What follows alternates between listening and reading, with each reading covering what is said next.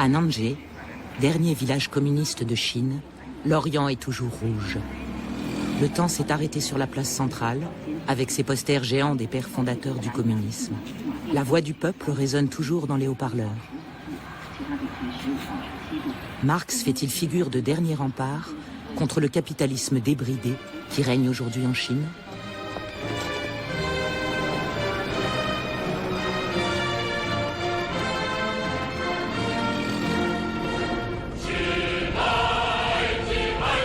Le cœur financier de Londres. Ici aussi, Marx peut ressurgir là où on ne l'attendait pas.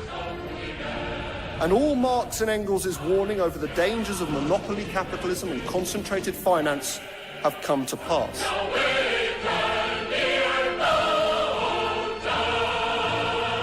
Et dire que nous pensions qu'il avait disparu à jamais. Avec l'effondrement de l'Union soviétique et la chute du mur, le communisme a été jeté à la poubelle de l'histoire, et Marx avec. Est-il possible que nous n'ayons pas bien compris Marx ? Ou que sa lecture du capitalisme au XIXe siècle soit plus pertinente aujourd'hui qu'hier ?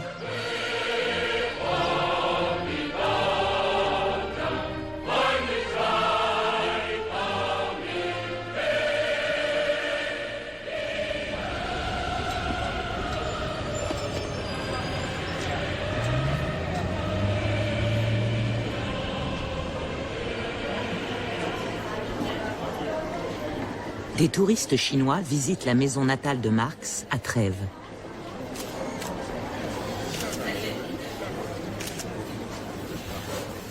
Karl Marx est né en 1818 en Rhénanie, la province la plus occidentale de la Prusse.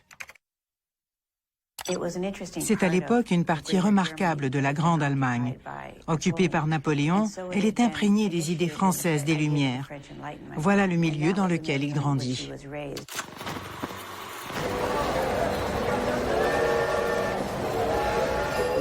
Je n'ai aucun regret, écrit une jeune femme à son amoureux.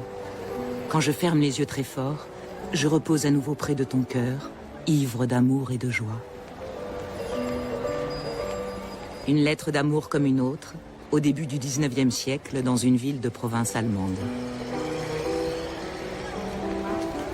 La seule différence, c'est que l'homme à qui s'adresse cette lettre d'amour, c'est Karl Marx.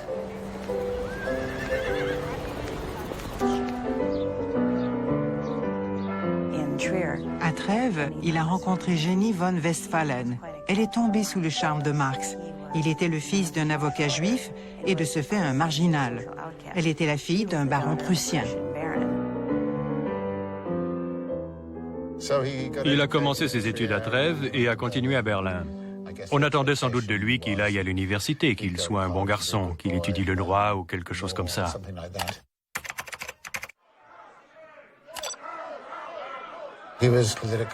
Il était déjà très engagé politiquement. Il y avait toujours ce genre de questions liées à l'après-révolution française. Pouvait-on avoir une sorte de démocratie libérale? Qu'allait-il arriver au régime autocratique en Allemagne? Et ainsi de suite. Il était confronté à toutes ces questions.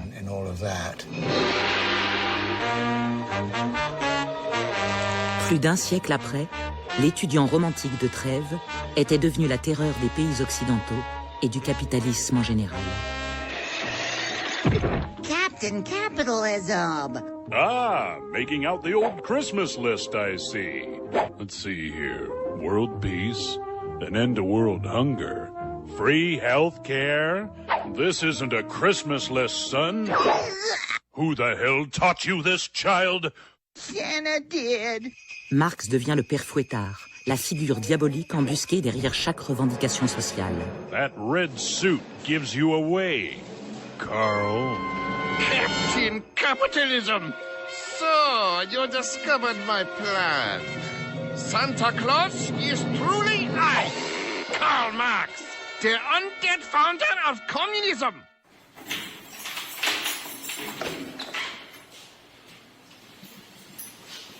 La transformation radicale d'un étudiant prometteur en dangereux révolutionnaire trouve peut-être son explication au sous-sol du musée de Trèves, bien à l'abri dans un coffre.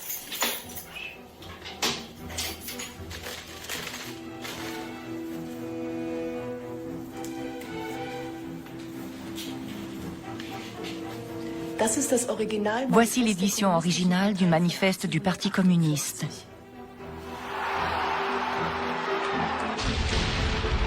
En cette année 1848, des révoltes populaires secouent l'Europe. C'est l'occasion que Marx attendait après des années de militantisme en faveur de réformes politiques radicales. Un spectre hante l'Europe, dit la préface du manifeste du Parti communiste. Le spectre du communisme. Toutes les puissances de la vieille Europe se sont unies en une sainte alliance pour traquer ce spectre. Malheureusement pour Marx, il avait toujours du retard dans ses travaux et n'a publié le manifeste du Parti communiste qu'après le début des révoltes de 1848. C'est pourquoi il n'a pas pu s'en attribuer le mérite. Et le manifeste du Parti communiste a, en quelque sorte, été noyé dans la Révolution. Il n'a été redécouvert qu'après. Mais l'histoire du manifeste a en fait commencé à Paris, 5 ans plus tôt, en 1843, quand Karl Marx rencontre Friedrich Engels, le fils révolutionnaire d'un riche industriel de Manchester. Ils se sont rencontrés au café de la Régence à Paris, connu dans le monde entier comme rendez-vous de joueurs d'échecs. Marx et Engels ont passé 10 jours et 10 nuits à parler. Et à la fin de cette période, ils ont eu le sentiment d'être d'accord en tout point. Une belle relation est née.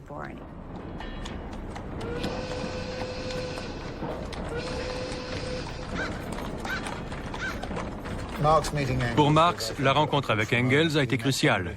Il a rencontré quelqu'un qui travaillait réellement dans une usine de Manchester et qui pouvait donc lui parler des conditions de travail. Ils sont plus esclaves que les Noirs d'Amérique, écrivait Engels, parce que plus sévèrement surveillés. Et on leur demande encore de vivre, de penser et de sentir en hommes. Oui, vraiment. Ils ne peuvent vivre que dans la haine la plus ardente de leurs oppresseurs, qui les ravalent au rang de machines. Marx est allé à Manchester avec Engels pour un court voyage. Il a vu ces gens qui construisaient l'avenir industriel en travaillant dans les usines et qui vivaient dans les conditions les plus dégradantes.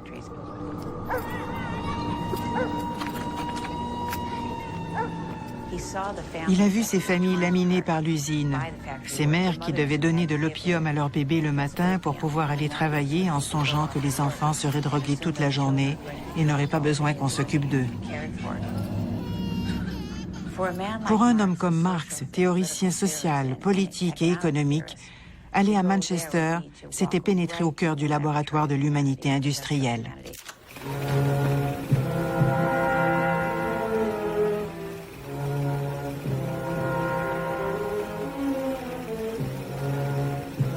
Ever hear of Karl Marx?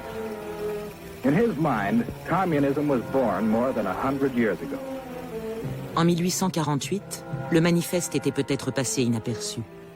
En 1917, il devient le programme de la révolution bolchevique.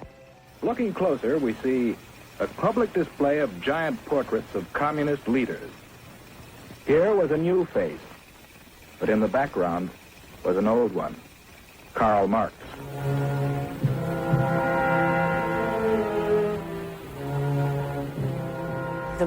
Le Marx qu'on a fui au XXe et au XXIe siècle était le Marx du manifeste du Parti communiste.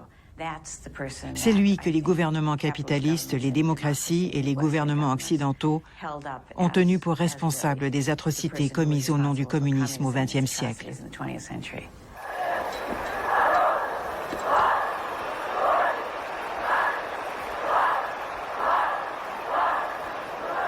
Alors peut-être avons-nous fait l'erreur de trop nous focaliser sur le message révolutionnaire.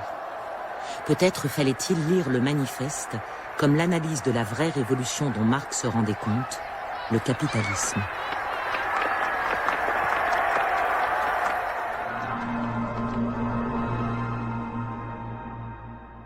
Ladies and gentlemen, Karl Marx and Friedrich Engels were the first to chart the uncompromising, unrelenting, compulsively iconoclastic nature of capitalism.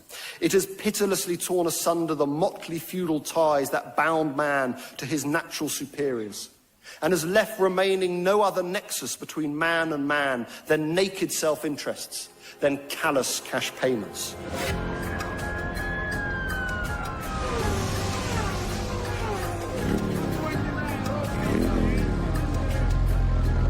And it was Marx who revealed how capitalism would crush languages, cultures, traditions, even nations in its wake. In one word, it creates a world after its own image, he wrote.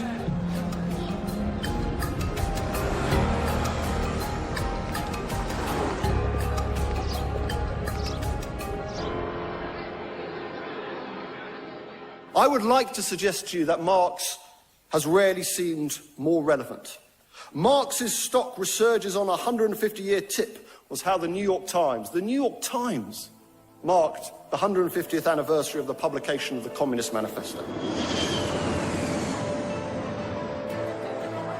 A text which more than any other, as they put it, recognized the unstoppable wealth-creating power of capitalism, predicted it would conquer the world, and warned that this inevitable globalization of national economies and cultures would have divisive and painful consequences.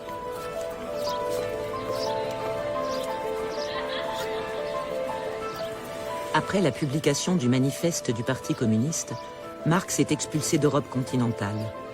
Le voici à nouveau expatrié dans le Londres de 1850.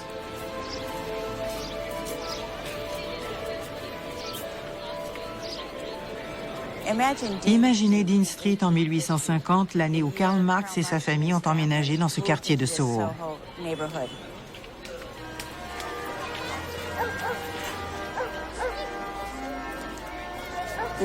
Les rues grouillaient de réfugiés dont les révoltes avaient échoué sur le continent. Ils arrivaient dans ce pays, certains avec leurs seuls vêtements pour bagages. Beaucoup ne parlaient même pas la langue. Marx et sa famille faisaient partie des mieux lotis, mais ce dont ils disposaient pour 3 adultes et 3 enfants se résumait à 2 chambres dans un grenier. Et dans ce logement exigu, Marx a tenté de donner un sens à ce qu'il venait de vivre et à ce qu'il voyait dans les rues autour de lui.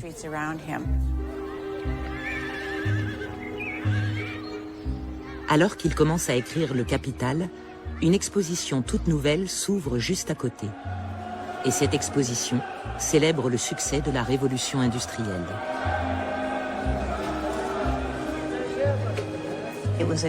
Tout était à la gloire de l'industrie. On y exposait les plus grands progrès de l'humanité. Une nouvelle ère voyait le jour. Le capitalisme régnait en souverain et pendant ce temps, Marx s'acharnait à écrire sur les raisons pour lesquelles ce système ne pouvait pas fonctionner. Un système certes capable de merveilles, mais qui allait être à la base de grands ravages.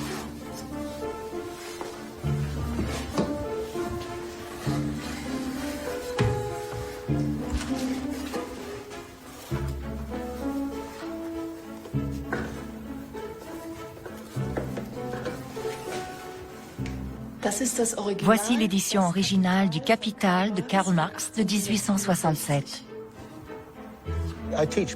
J'enseigne la pensée de Marx. Et il y a une question que je pose toujours. Que pouvons-nous apprendre de Marx? Et que devons-nous faire pour nous-mêmes?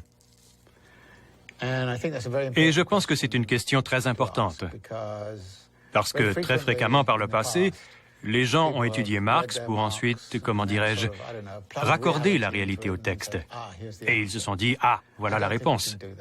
Je pense qu'il n'y a qu'un nombre limité de choses que l'on puisse apprendre de Marx. De façon paradoxale, on n'apprend pas grand-chose du socialisme, du communisme ou du futur en lisant Marx. Mais on en apprend énormément sur le fonctionnement du capital. La richesse des sociétés dans lesquelles règne le mode de production capitaliste s'annonce comme une immense accumulation de marchandises. Karl Marx, premier volume du Capital. L'analyse de la marchandise, forme élémentaire de cette richesse, sera par conséquent le point de départ de nos recherches.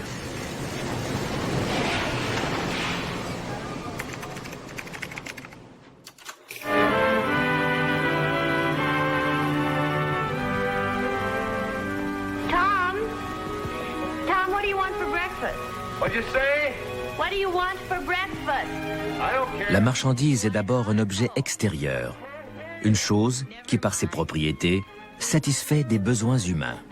Premier volume du Capital. While she gets Tom's breakfast, let's take a closer look at that pan. The iron ore for that pan came from the Mesabi Range. So let's start there and see what happened. Maybe it'll give us an idea of just what it is we have. Dans le premier volume du Capital, Marx rédige une courte section intitulée « Le fétichisme de la marchandise ». En gros, cela signifie que notre expérience quotidienne ne nous donne pas toutes les informations dont nous aurions besoin pour comprendre comment fonctionne le système. Notre expérience quotidienne se résume à acheter un produit avec de l'argent et le rapporter chez nous. C'est notre expérience quotidienne. Mais cela ne nous apprend rien du travail fourni pour la fabrication du produit. Cela ne nous dit pas pourquoi il peut coûter 2 fois plus qu'un autre.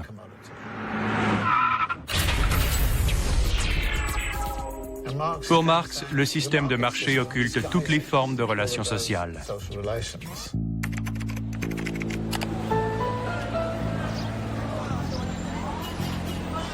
Les différentes marchandises n'ont qu'une seule propriété commune qui les rende comparables entre elles lors de l'échange. Elles sont des produits du travail, le capital. La révolution industrielle que, par convention, on fait remonter à 1780 se fonde sur la création d'un système d'usines avec des machines à grande échelle et, bien sûr, un processus de travail très différent de celui dans lequel étaient engagés les artisans qui fabriquaient des meubles.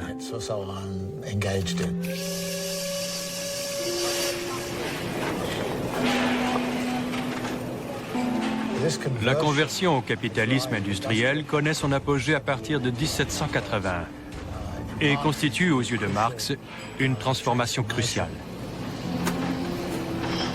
L'ouvrier est à l'égard du produit de son travail dans le même rapport qu'à l'égard d'un objet étranger. Plus l'ouvrier s'extériorise dans son travail, plus le monde étranger, objectif, qu'il crée en face de lui, devient puissant. Plus il s'appauvrit lui-même, et plus son monde intérieur devient pauvre. Karl Marx.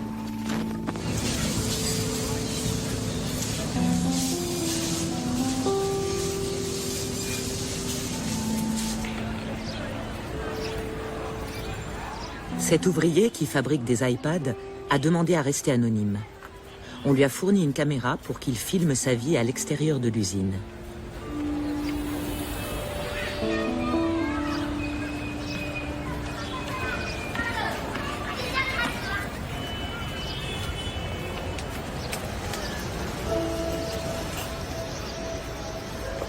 Avant, ces ouvriers étaient des paysans en relation avec la terre et ses produits.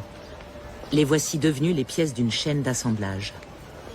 L'aliénation, comme Marx l'avançait, commence avec la fabrication des biens. Quand je vois comment ils s'entassent dans ce bus, ça me rappelle quand j'ai quitté ma ville pour la province de Canton. Moi aussi, j'ai dû prendre un train bondé. Alors vous voyagez dans ce train, et quand vous descendez, vous vous retrouvez dans une ville inconnue.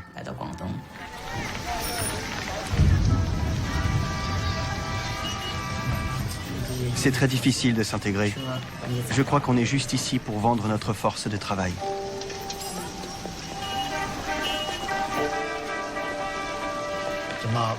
Pour Marx, l'idée de travail vivant est primordiale. C'est ce qui le distingue des économistes classiques, qui voyaient le travail comme un facteur de production, c'est ainsi qu'ils le nomment. Quelque chose qui est fourni et qui, par la suite, produit quelque chose. Pour Marx, ce n'est pas le cas, c'est un processus.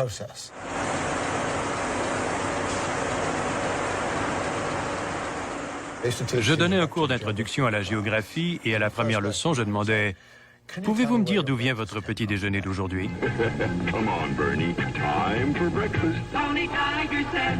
Et ils me répondaient « Eh bien, je suis allé à la cafétéria. » Et je leur disais « D'accord, mais d'où vient-il ? Du supermarché. D'où vient-il ? D'où vient-il ? D'où vient-il » Et ainsi, je les amenais à penser à la personne qui coupe la canne à sucre en République dominicaine, puis à ce sucre qui arrive sur la table du petit déjeuner.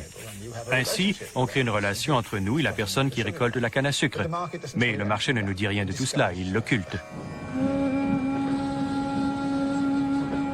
Cette campagne luxuriante en Inde recèle ce que Marx considérait comme une autre caractéristique de l'extension du marché, la nécessité de transformer toujours plus le vivant en marchandise.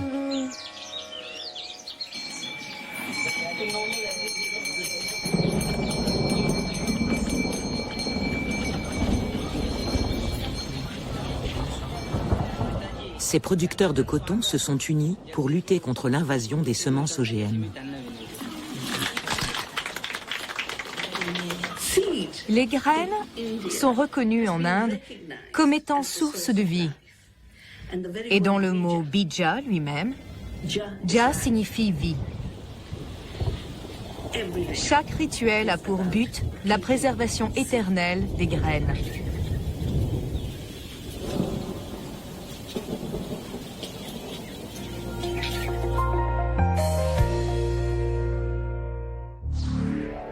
Ces semences sont désormais traitées génétiquement et produites comme des marchandises.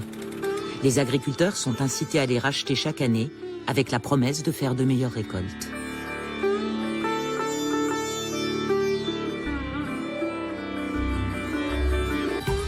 Biotechnology, answering the world's call for a better future, today.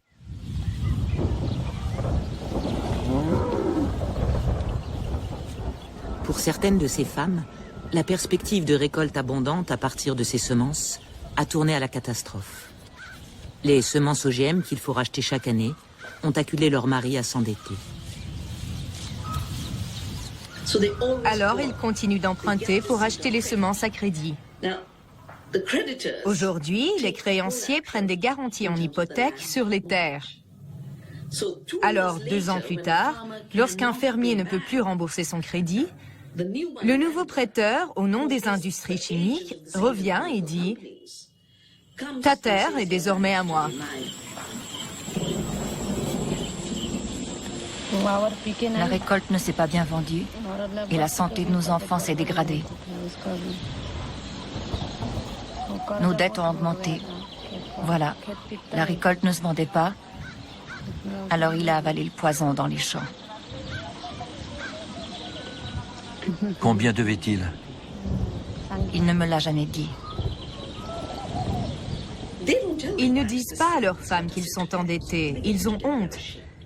Quand ils apprennent qu'ils vont perdre leur terre, ils sont choqués, parce que le lien avec la terre est essentiel dans la culture paysanne. C'est ainsi que des fermiers avalent des pesticides pour mettre fin à leur jour. On dénombre déjà 260 000 suicides.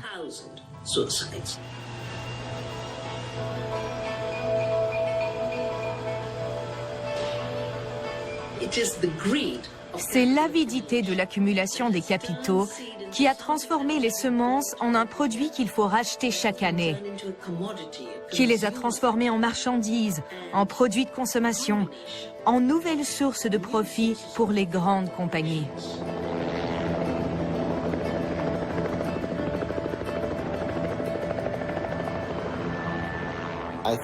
L'idée de la vie en tant que marchandise est vraiment très intéressante. Une vache, un cochon sont-ils des marchandises?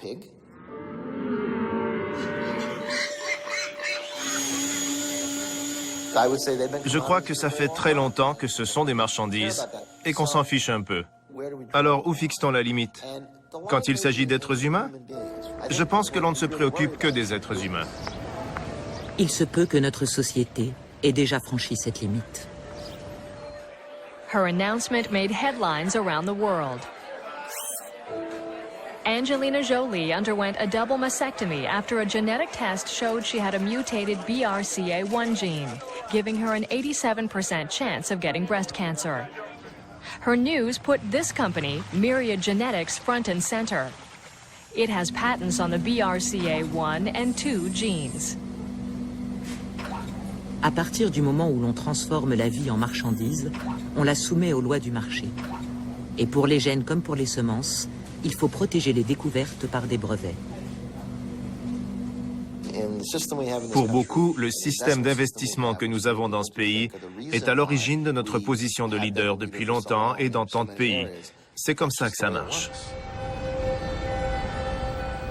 Selon Marx, notre système de production ne change pas seulement la vie, Il transforme notre perception de la nature et de nous-mêmes.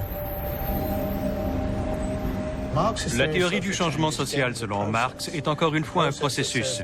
Un processus qui dit que les idées doivent changer, mais que si les moyens de production ne changent pas, alors les idées ne signifient rien. Et si les moyens de production changent, mais pas les idées, c'est pareil.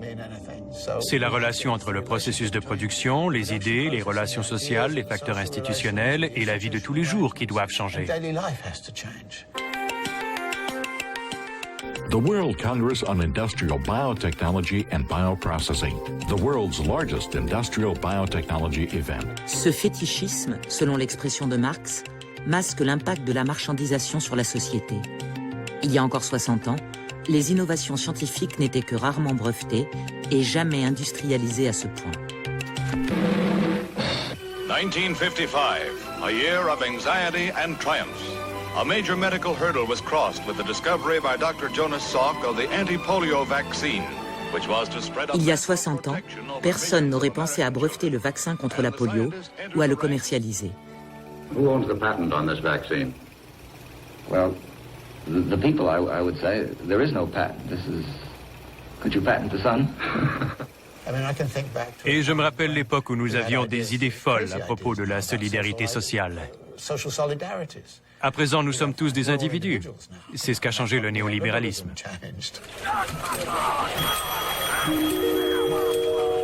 The 60s caught capitalism completely off guard. How are companies to sell products to a generation that had rejected consumerism? The answer was to tune into the movement and to sell to the individual in everyone. The strategy worked. The marketing machine captured the spirit of 60s individualism and made it its own. Marx a inventé ce que j'appelle une théorie coévolutive du changement social.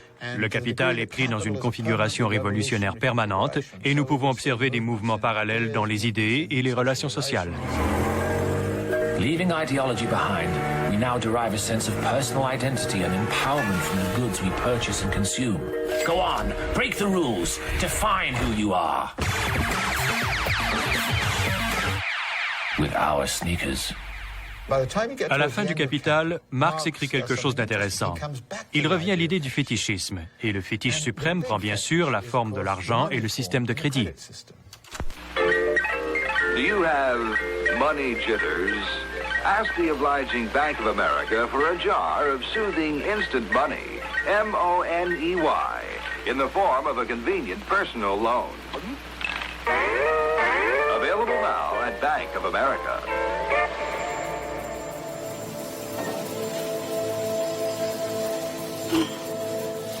Pour que la demande et les profits de demain augmentent, la production d'aujourd'hui a besoin de financement.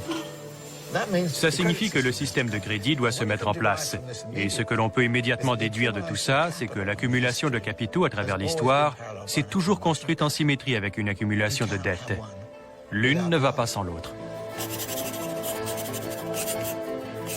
Une grande partie du capital est toujours fictive et se compose simplement de signes de valeur, servant de commune mesure pour les échanges. Le capital. Une des choses que Marx a faites, je crois, très nettement, ça a été de démontrer des relations sous-jacentes fondamentales. Et la relation sous-jacente entre l'accumulation de la dette et l'accumulation du capital s'observe de multiples façons bien spécifiques. Je vous donne un exemple. On construit un lotissement. Où les constructeurs trouvent-ils l'argent pour le faire?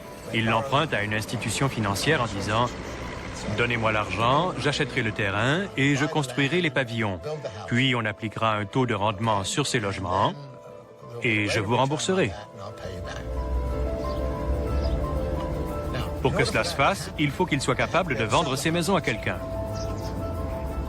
Les acheteurs, eux, comment font-ils? Ils vont voir la même institution financière et disent « Prêtez-moi de l'argent pour acheter la maison dont vous avez financé la construction. » C'est l'œuvre du capital fictif.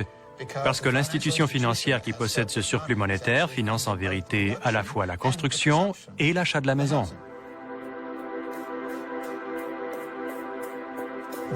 À présent, nous sommes dans une crise où le capital fictif occupe toute la scène. Mais Marx a cette intuition brillante. Il dit « Je vais aller derrière cette surface apparente qu'est le fétiche. Je vais décrire véritablement la nature de ce fétiche qui crée cette chose appelée capital fictif. »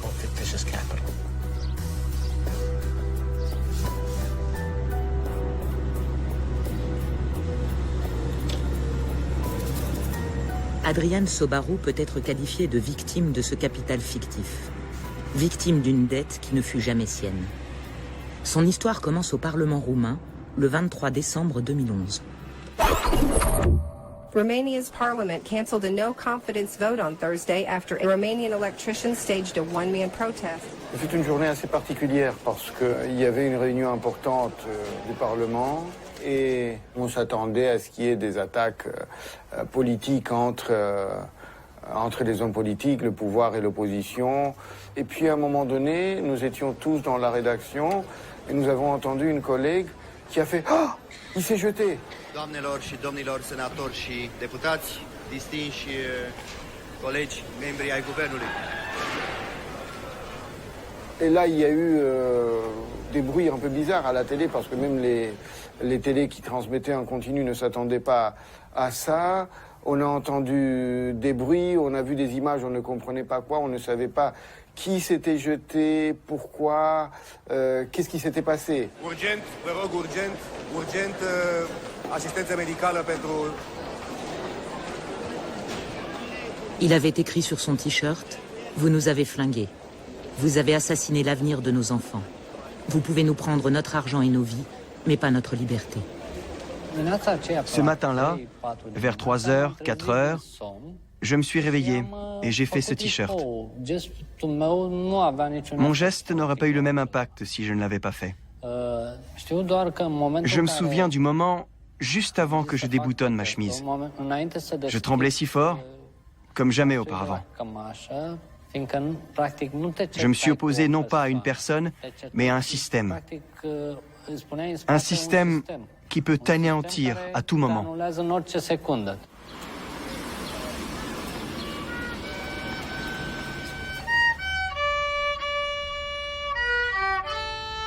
Dans ce petit appartement à Bucarest, Adrian Sobaru et son épouse ont élevé 2 enfants avec un maigre salaire de technicien à la télévision publique.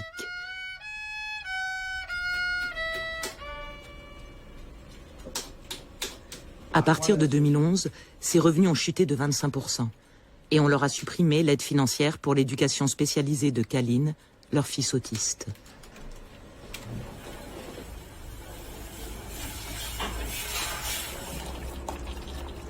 Ce n'est pas de la folie. Ce qu'il a fait était un geste de protestation. Ce qui est arrivé après n'est pas de son fait. Mais même après tout ce qui s'est passé, il ne regrette rien. Peut-être que cela a contribué à réveiller les consciences. C'est ce qu'il espère.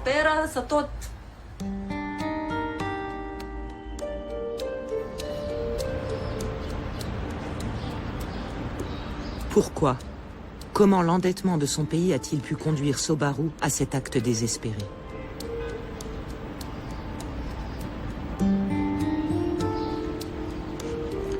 Cela a choqué tous les Roumains, je suppose, mais parce que c'est ma façon de voir les choses, j'inscris cet épisode tragique dans un cadre bien plus large.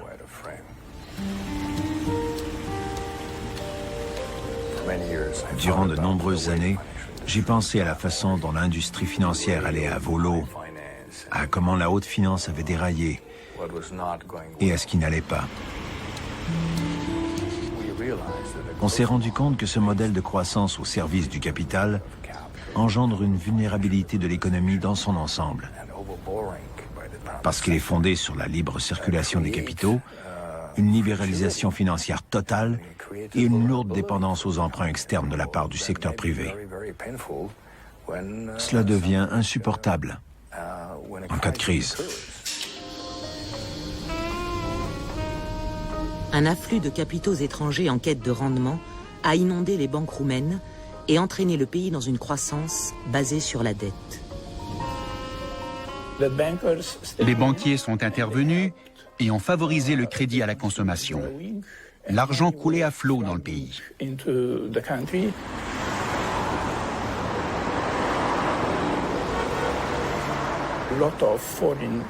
Beaucoup d'épargne étrangère a afflué en Roumanie via le système bancaire et a abouti dans les mains des consommateurs roumains. Tout le monde pouvait se permettre d'acheter de nouvelles choses, des voitures, des maisons. Et puis les gens pensaient, nous avons rejoint l'économie de marché et nous pouvons tout nous permettre. Mais en réalité, il y avait trop d'attentes et peut-être de vains espoirs. Romania, now the latest European country wrestling with violent protests over budget cuts and financial issues. Ici comme ailleurs, la bulle financière a éclaté. Comme Marx l'avait annoncé, l'endettement n'est qu'un capital fictif. Employé du service public, Adrian n'a jamais bénéficié du boom économique. Mais quand la bulle a éclaté, l'État s'est retourné contre les citoyens les plus faibles, comme lui.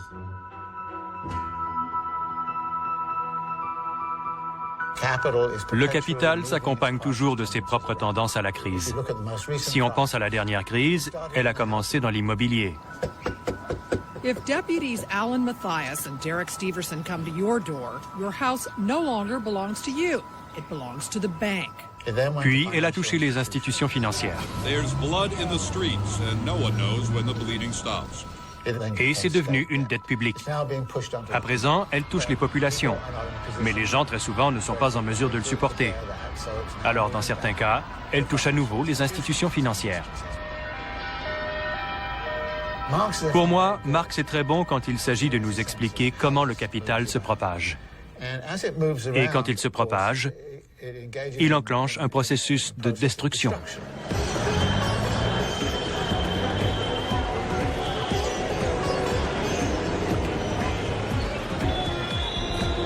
Tout au bout du tsunami déclenché par le besoin de rendement du capital, on trouve l'Inde, un des plus importants marchés émergents.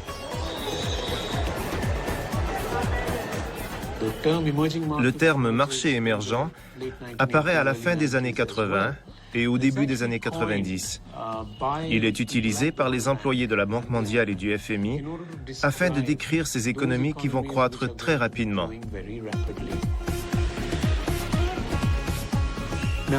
Pourquoi tiennent-ils autant à la croissance?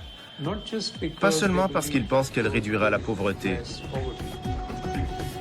Non, ils s'intéressent surtout à la mesure quantitative de la croissance. Pourquoi cela?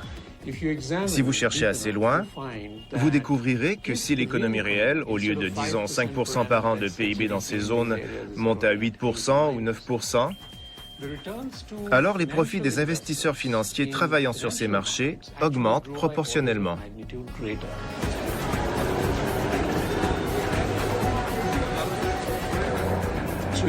C'est ainsi qu'en 2009, l'Inde est devenue le marché boursier le plus lucratif au monde. La bourse de Bombay enregistrait en moyenne des rendements annuels d'environ 48%, ce qui est hors du commun. On comprend alors que l'Inde est devenue un avant-poste du capital financier mondial. Ce capital financier que Marx appelait fictif a, dit-on, fait accéder environ 200 millions de personnes à la classe moyenne, en laissant en même temps plus de 800 millions qui survivent avec $1 par jour.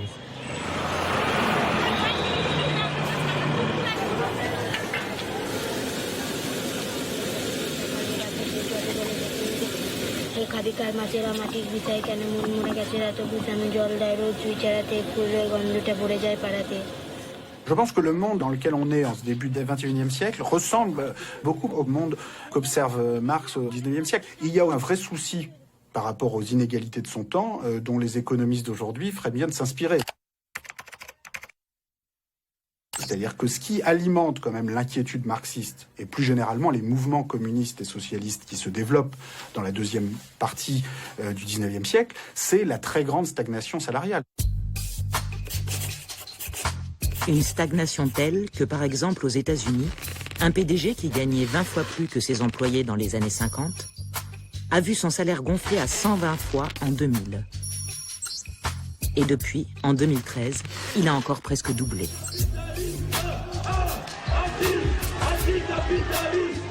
Donc on se retrouve aujourd'hui au XXIe siècle avec une réalité qui était en fait celle du XIXe siècle et des siècles précédents, à savoir une croissance structurellement lente, un rendement du capital structurellement plus élevé que la croissance.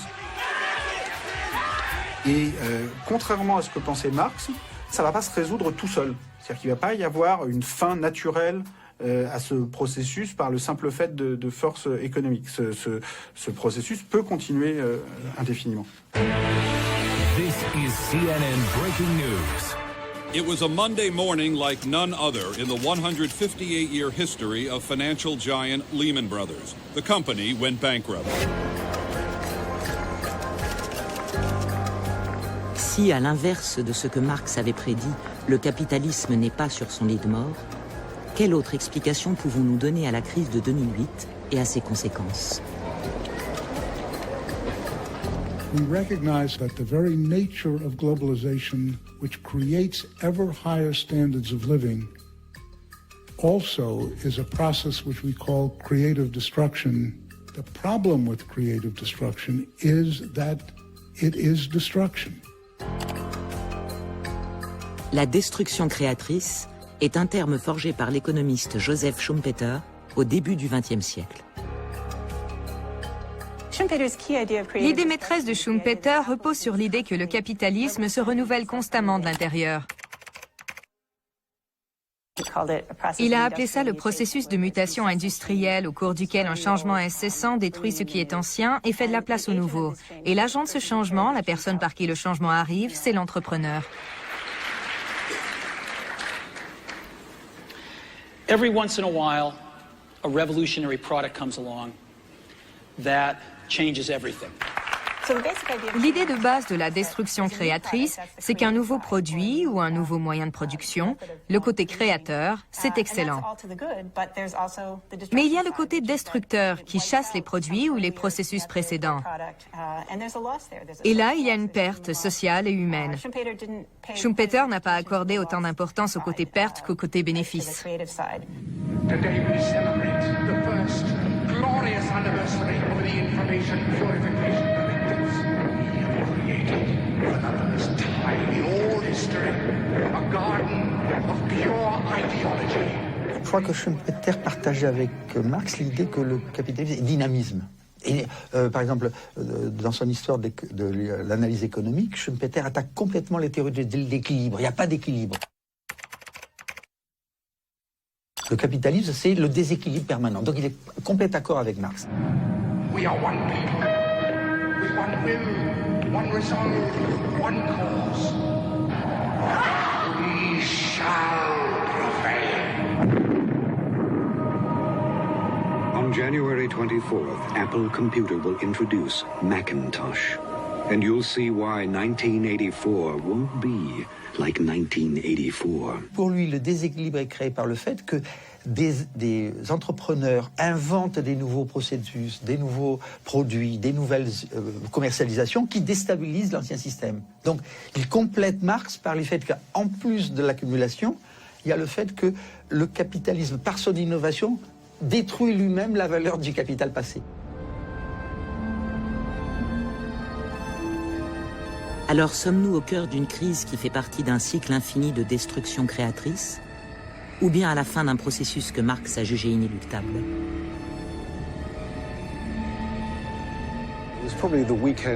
C'était sans doute le week-end qui a précédé la faillite de Lehman. En temps normal, c'est un peu bruyant. Mais à ce moment-là, on entendait voler les mouches. Un silence de mort. Je pouvais presque sentir le système mondial se figer. Et c'était une idée assez effrayante.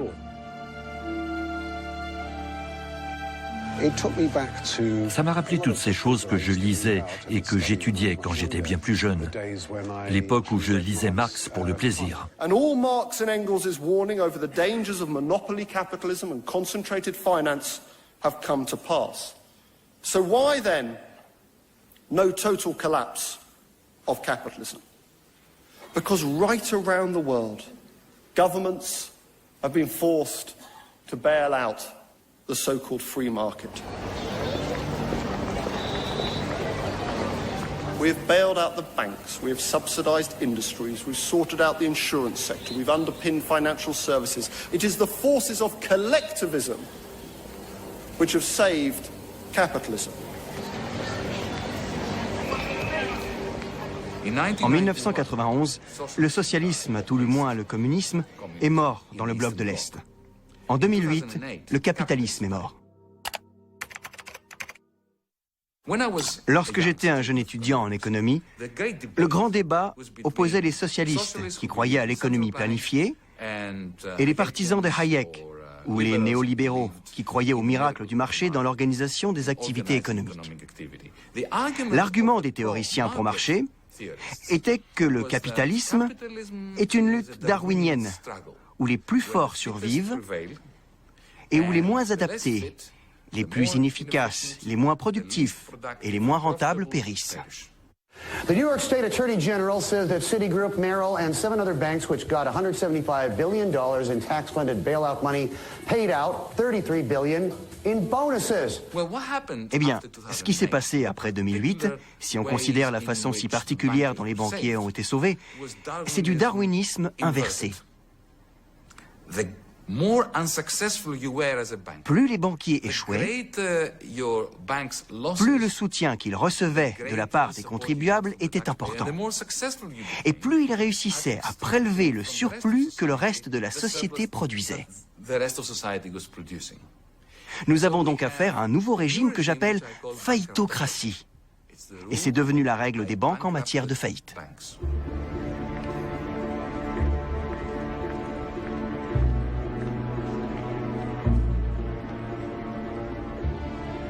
The whole point about the contradictions of capitalism is not specifically whether Marx's analysis is relevant, which personally I think in many ways it is, but it's the outcome, it's the synthesis, and our capacity to basically nurture and establish coping mechanisms.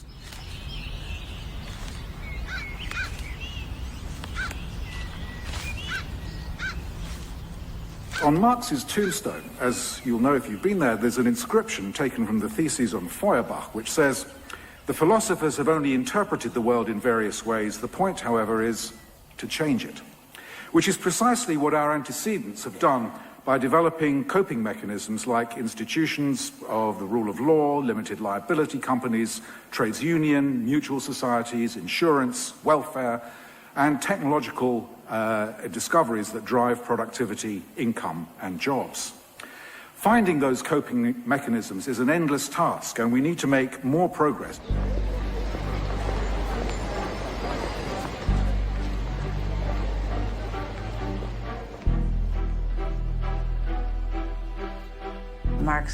Marx a finalement terminé Le Capital.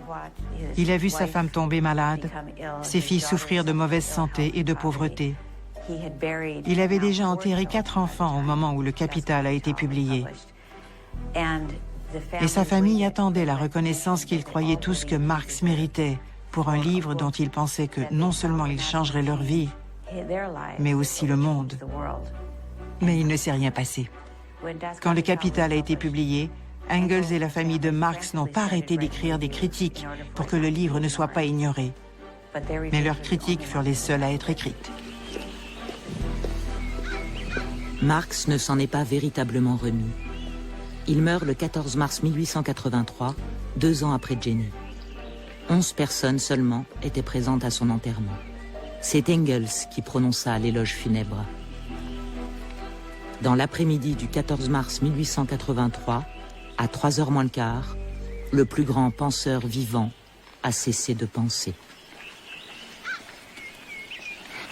À l'origine, la famille Marx a été enterrée dans une parcelle modeste du cimetière de Highgate, juste à côté de l'allée où le monument se trouve aujourd'hui.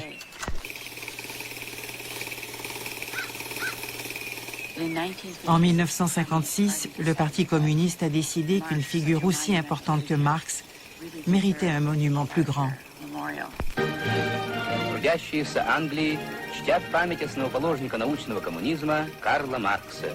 Alors ils ont construit ce monument. Et en un sens, je pense que c'est révélateur de ce qui est arrivé à l'héritage de Marx, aux idées de Marx, telles qu'elles ont été comprises ou mal comprises au XXe siècle.